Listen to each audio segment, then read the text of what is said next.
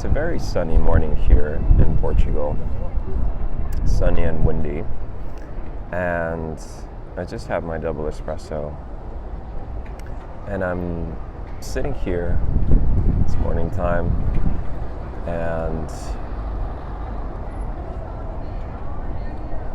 I'm in quite a tourist area. There's a lot of tourists that are just kind of wandering around, exploring the city, taking pictures and taking their time. And I am studying the I Ching. Now, for those who don't know, the I Ching is an ancient book, or not even a book, more of a system of divination, and it's kind of like the Bible of Taoism, and of course different in the way that it's done and it's written, and I'm just getting familiar with it, having read about it here and there, and finally deciding to go more in depth into the history of the system, what it means, the symbols in it, and essentially what it represents. So I'm working on a new product right now with Chiara, and I'm doing some research as part of the product creation. So we're still keeping it a little bit behind the scenes, but you can probably start guessing which direction we're going in. And I'm studying a lot of ancient systems, and I have been for some time, and I find them really quite incredibly fascinating. And the I Ching, for instance, it consists of 64 different hexagrams, they're called, or guas, and they all represent a different, not even elements, but kind of a different symbol and a different energy, different meaning. And then you obviously have ancient maps and systems like astrology, in the Western, but I believe the Vedic also. There's the 12 zodiac signs, and then there's the 12 houses. I'm guessing 12 planets. I can't remember how many. And then there's a whole map, right, where depending on where everything is placed, there's a different meaning that can be derived from it. And I find that the systems that manage to survive over time, over these generations, are really, it's an interesting phenomenon, right? Because we are sometimes tempted to kind of put the scientific hat on and say, well, this is not scientifically valid, like with astrology, for instance, or because a lot of these things are really hard to prove scientifically, right? Because they're really vast, these maps, and it's very hard to put them through a scientific evaluation, and yet these systems survive. And what makes me curious is, well, if it's some of the most ancient systems that were developed from very early ages and they continue to exist today, albeit of course they evolved over time, or some interpretation probably got lost in the way, couldn't it possibly mean that there's also some validity in it, or there's also some truth in it?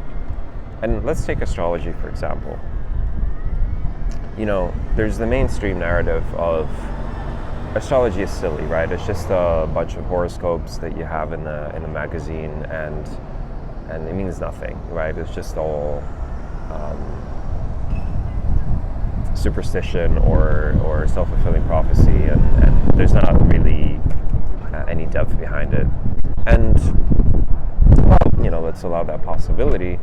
What's also interesting is that, yes, if you go to magazines, it's usually quite, on the surface level, you're just talking about one sign. But actually, if you really talk to people that have studied the system in depth, there's really a lot of different connecting pieces there. There are a lot of different parts.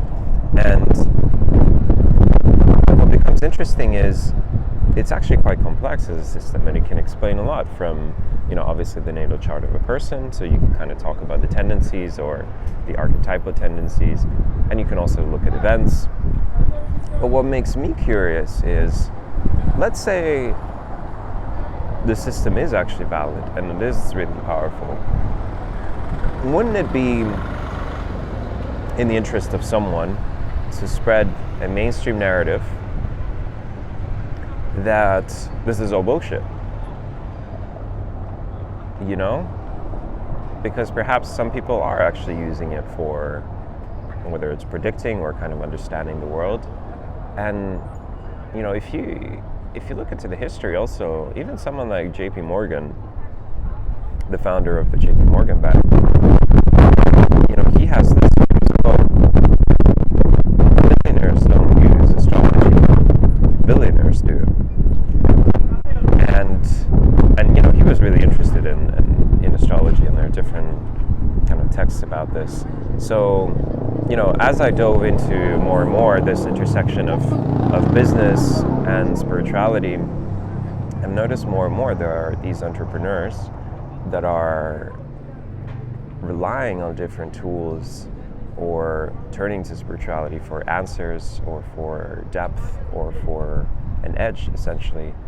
And it wouldn't be surprising if at least some of them are using systems such as astrology, and it could be others, to make decisions in business or to understand even the trends that are happening.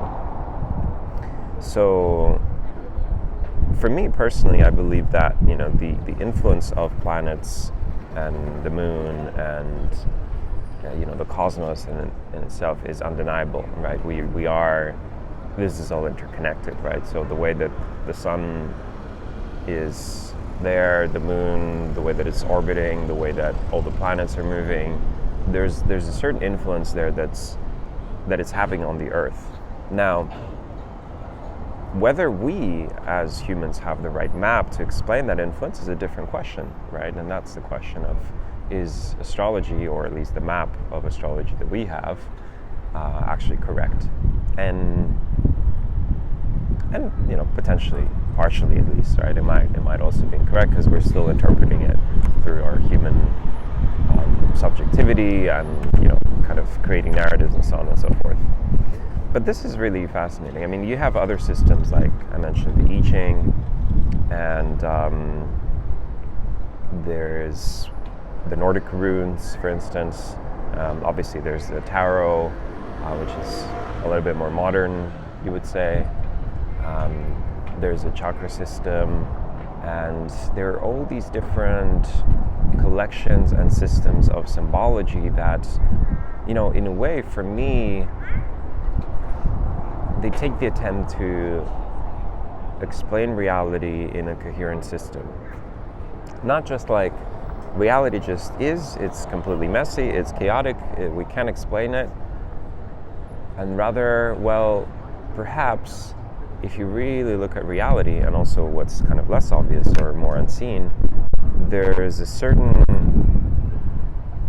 patterns there, right? There's certain laws there, and you can kind of create a system and not necessarily reduce reality into it, but really explain the reality or what's happening or events with certain kind of elements. And I think this is the power of systems like this.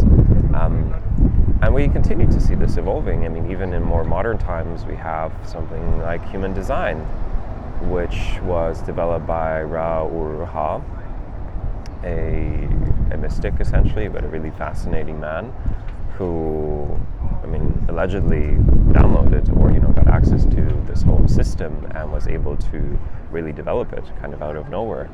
And a lot of people are using it, and there are a lot of interesting pieces in it.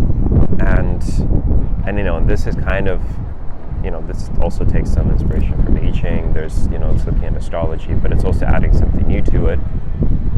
And similarly, you have the gene keys. Can't remember the name of the person who developed it, but it's a similar kind of idea. It's a more modernized system. You can kind of think of it as like it's a modern version of astrology, or it's like the next iteration.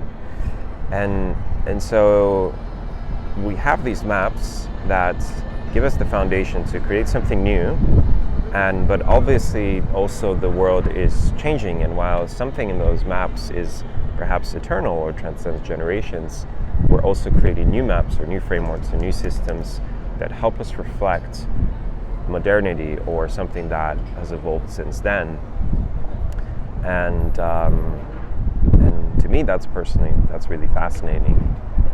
One other one that I personally love is the Enneagram. This is slightly different because this is more of a personality framework, but it also has a lot of ancient roots, and it's been developed by various mystics, from the original Enneagram sign, which I believe is coming from Sufism, or maybe even ancient Greece, or at least the name is. And then you have this personality framework that's been developed on top of it, where we can explain the different patterns of the human psyche or the personality, how people are different. And having studied several systems, I believe actually Enneagram is really promising. And again, as one of my teachers said, a map is not the territory, right? And we can create these maps, we can use these maps, but we have to remember that at the end of the day, they're just approximations of reality. And they can be useful, but we should never take them for granted. And I think that's the danger sometimes with people turning to systems, with that said, astrology or other ones, where they start to believe that, okay, this is the truth, or this is how reality is. And instead we can study them, we can take what resonates, we can use them more almost like mirrors, but hold them loosely, and to be able to let go and to say, well, this could be like this and this could be like that, without getting too attached to any particular ways of looking at the world. Because ultimately, of course, as you would see in non-dual traditions like Zen or Advaita Vedanta, the aim, of course, is to reach a certain level of awareness where you just completely merge with reality, and you are able to see the world as it is, and you don't need to use any frameworks or systems, because at the end of the day, they are just a filter on reality, right? But perhaps on the way to get there, what we do is we adopt systems that are more and more complex to explain more and more of reality, to eventually get to a point where we transcend it all together, and we're simply here and in connection with what is, without the need of any of those mental models or things to explain what reality is, because we become reality, or finally realize that we are it. So these are the thoughts for today. I'm really excited to continue diving into this book. I just started yesterday, and taking a few notes as I journal. And yeah, keep an eye out.